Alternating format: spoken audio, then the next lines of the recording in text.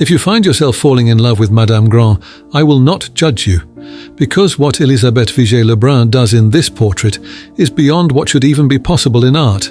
But first, who is she? Well, her name is Catherine Grand, and she was the daughter of an officer of the French East India Company, and for the earliest portion of her life, Catherine lived in India. In fact, she was born there.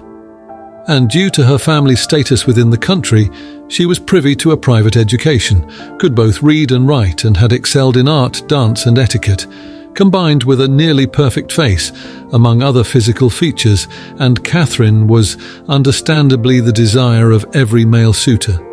But you see, that might have been the problem, because Catherine's life would be marked by a series of scandalous relationships that would take her from India to London and then to Paris, a place where she would take on the role of a courtesan, and where the story of this painting begins. Madame Grand, it's how the social circles of Parisian high life would come to know her, and tasked with capturing the exotic beauty that stole the hearts of all who laid their eyes on her, was none other than Élisabeth Vigée Le Brun, and she might have been the only person who could have ever done it, because what Vigée Le Brun does better than anyone else in the history of painting is transcribe the feeling of meeting a real person. She doesn't overcomplicate the image with an unruly amount of details and overzealous props, but rather distills the rawest aspects of her subject so that we the viewers might uncover what it is that makes her human.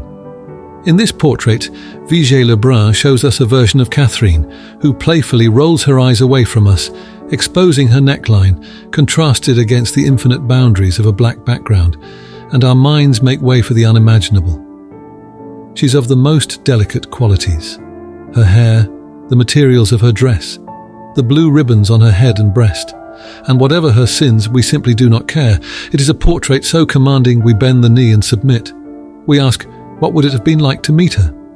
And Vigée Le Brun shows us exactly what it feels like to fall for her, an elevated heartbeat for a moment of her attention, and we find ourselves chasing it, because by positioning her subject to roll her eyes away from us, we are left with no other options.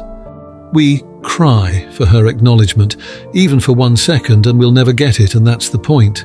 It is the genius of the artwork, the simplest of motifs, executed so perfectly that for a split second, we are every man and woman that ever came across Madame Grand, swallowed whole by her magic spell. A first impression beyond the portrait, and it's an unforgettable experience.